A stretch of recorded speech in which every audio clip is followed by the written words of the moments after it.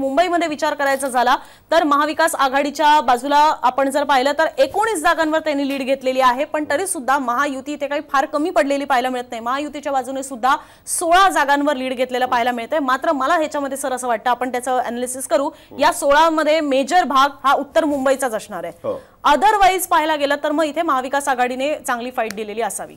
हो, तू म्हणतेस ते बरोबर आहे। जर आपण उत्तर मुंबई लोकसभा मतदारसंघामध्ये बघितलं ना तर अस्लम शेख यांचा मतदारसंघ सोडला तर 5च्या 5 मतदारसंघामध्ये महायुती व्यवस्थित आघाडीवर, आणि ते सगळे मतदारसंघ आहे भाजप आणि एक प्रकाश सुर्वे यांचा शिंदेचा मतदारसंघ आहे, तिकडे व्यवस्थित आघाडी आहे। आणि त्याचबरोबर अस्लम शेख यांच्या मतदारसंघामध्ये अवघ्या 1000ने भूषण पाटील पुढे होते, त्यामुळे अस्लम पाटील यांचं भवितव्य सुद्धा खरं तर धोक्यात आहे असं म्हणायला हरकत नसावी। कारण लोकसभेमध्ये आपण बघतोय मालेगावमध्ये वन साइड मुस्लिम समाज हा मतदान करताना बघायला मिळतोय काँग्रेसच्या उमेदवाराला। इथे मात्र स्वतः अस्लम शेख आमदार असताना सुद्धा त्यांच्या भागात तर त्या पद्धतीचं मतदान झालेलं नाही, हे चित्र आपल्याला बघायला मिळत आहे। पण मला 2 मतदारसंघाबद्दल बोलायचं आहे, उत्तर मध्य मुंबईबद्दल, कारण याच्यामध्ये आपल्याला लक्षात येईल, कारण इथे आता उद्धव ठाकरे असं नाही म्हणू शकत की आमच्यामुळे सगळे जिंकतायत। काँग्रेसची साथ नसेल तर उद्धव ठाकरे मुंबईमध्ये जिंकू शकणार नाहीत, आणि उद्धव ठाकरेंची साथ नसेल तर काँग्रेसलाही मुंबईमध्ये परफॉर्मन्स दाखवता येणार नाही, ही वस्तुस्थिती ॲक्सेप्ट केली पाहिजे महाविकास आघाडीमध्ये, असं चित्र आपल्याला बघायला मिळतंय। पराग आळवणी यांच्या मतदारसंघामध्ये महायुती लीडवरती आहे, पण 40,000नी। आशिष शेलार म्हणतात की तिकडे मतदान कमी झालेलं होतं गेल्या वेळच्या तुलनेमध्ये, पण दिलीप मामा लांडे यांच्या मतदारसंघामध्ये 2000नी फक्त ते पुढे आहेत, म्हणजे चांदिवली मतदारसंघ, आणि तिकडे नसीम खारे नाराज पण होते त्यांना तिकीट न मिळाल्यामुळे वगैरे।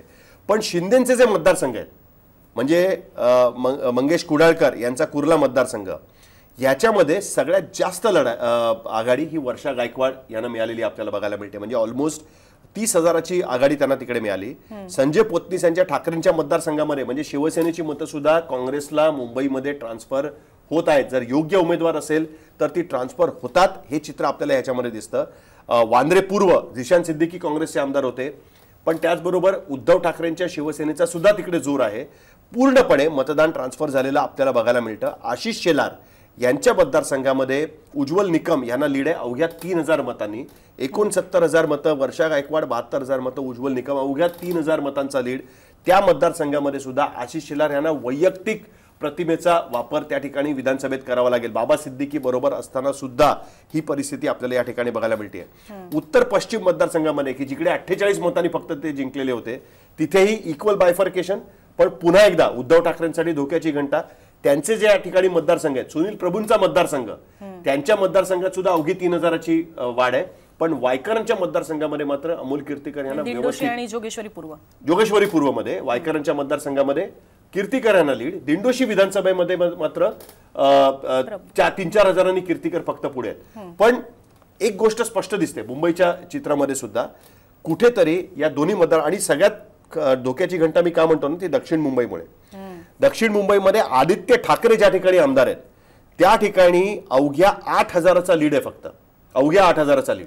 आणि वरळी विधानसभेमध्ये 64,000 मतं पडलेत, 6000चा लीड, सॉरी, अवघ्या 6000चा लीड आपल्याला आदित्य ठाकरेंच्या विधानसभा मतदारसंघात आपल्याला बघायला मिळतोय।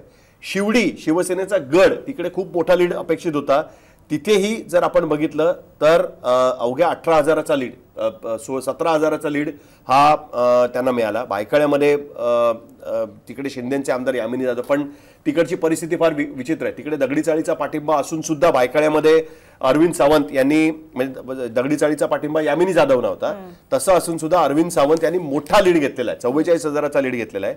मंगल प्रभात लोढा भारतीय जनता पार्टीच्या आमदारांच्या मतदारसंघामध्ये प्रचंड लीड हा यामिनी जाधवना मिळाला। मुंबादेवीमध्ये पुन्हा एकदा अमीन पटेल यांच्या मतदारसंघामध्ये लीड दिसतोय, आणि राहुल नार्वेकर यांच्या मतदारसंघामध्ये अवघ्या 10,000चा लीड हा आपल्याला बघायला मिळतोय।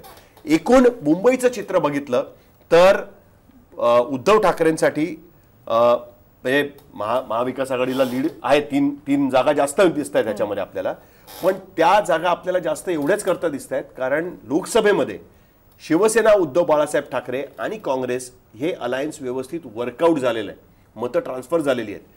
विधानसभेमध्ये त्या पद्धतीची मतं ट्रान्सफर होतील का, हा एक महत्त्वाचा प्रश्न राहील। आणि सगळ्यात महत्त्वाचं, उद्धव ठाकरेंसाठी हा वेकअप कॉल असू शकतो की त्यांचा प्रभाव मानला जाणारा जो सगळा भाग आहे, कोकण असेल, मुंबई असेल, त्या ठिकाणी शिंदे आणि भारतीय जनता पार्टी त्यांच्या इक्वल लेवलला आपल्याला या ठिकाणी बघायला मिळतात. जो लीड महाविकास आघाडीला दिसतोय तो विदर्भ, मराठवाडा आणि पश्चिम महाराष्ट्रामध्ये आहे. पण कोकण, मुंबई आणि उत्तर महाराष्ट्र या ठिकाणी ऑलमोस्ट म्हणजे उत्तर महाराष्ट्र आणि कोकणामध्ये तर महायुती पुढे आहे. पण तरी सुद्धा ज्या ठिकाणी खरं तर अपेक्षित उद्धव ठाकरेंचा प्रभावाची अपेक्षा होती, तिथे मात्र त्या पद्धतीची परिस्थिती सध्या तरी उद्धव ठाकरेंच्या बाजूने दिसत नाही. विधानसभेमधलं चित्र याच्यामध्ये काही वेगळं झालं तर मात्र बघितलं पाहिजे.